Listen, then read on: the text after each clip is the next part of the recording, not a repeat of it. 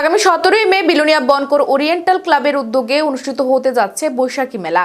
চলবে 21 মে পর্যন্ত। 5 দিন ব্যাপী বৈশাখী মেলায় ছাত্রছাত্রীদের মেধা বিকাশ ও মনোরঞ্জনমূলক সাংস্কৃতিক অনুষ্ঠান সহ বিভিন্ন ধরনের প্রতিযোগিতামূলক অনুষ্ঠান অনুষ্ঠিত হতে যাচ্ছে। নাচ গান আবৃত্তি বসে আঁকো প্রতিযোগিতা, যেমন খুশি সাজো প্রতিযোগিতা সহ লোকগান, বাউল গান আরো অন্যান্য অনুষ্ঠান ও প্রতিযোগিতামূলক অনুষ্ঠানের পাশাপাশি থাকবে বৈশাখী মেলায় সরকারি ও বেসরকারি স্টল। এছাড়াও বিভিন্ন সচেতনতামূলক কর্মসূচি হাতে নেওয়া হয়েছে বৈশাখী মেলাকে কেন্দ্র করে। প্রতিদিন সন্ধ্যায় রাজ্য ও বহিরাজ্যের শিল্পীদের দ্বারা পরিবেশিত হবে সাংস্কৃতিক অনুষ্ঠান। আগামী 3রা মে শুক্রবার সকাল 9টা থেকে রাত্রি 9টা পর্যন্ত ক্লাব প্রেক্ষাগৃহের নাম নথিভুক্ত করা যাবে। বিশিষ্ট অতিথিবর্গ এবং গুণীজনদের উপস্থিতিতে 5 দিনব্যাপী বৈশাখী মেলা অনুষ্ঠানের সূচনা করা হবে বনকর ওরিয়েন্টাল ক্লাব মুক্ত মঞ্চে।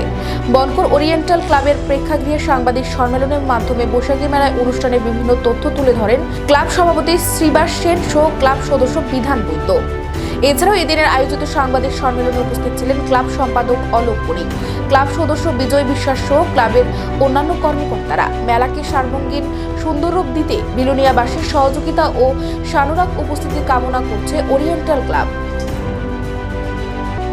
নমস্কার, আমি প্রথমেই আমাদের সাংবাদিক বন্ধুদের প্রতি জানাচ্ছি আমাদের কৃতজ্ঞতা। এই সুন্দর অনুষ্ঠানে আমরা যে প্রথম বর্ষ খুব সাফল্যতার সঙ্গে আমরা বৈশাখী মেলা করেছিলাম, এবার আমরা বৈশাখী মেলার 2য় বর্ষে আমরা পদার্পণ করেছি এবং আমাদের শুভ সূচনা হবে 17 মে থেকে 21 মে পর্যন্ত এই মেলা চলবে। এই 5 দিন ব্যাপী আমাদের নানা ধরনের প্রতিযোগিতামূলক অনুষ্ঠান থাকবে। সেখানে খেলাধুলা থাকবে, নাচের প্রতিযোগিতা থাকবে, গানের প্রতিযোগিতা থাকবে, আবৃত্তি প্রতিযোগিতা থাকবে। সেই সঙ্গে যেমন খুশি সাজো এবং তবলা, লহরা সমস্ত ধরনের প্রতিযোগিতা আমরা রেখেছি।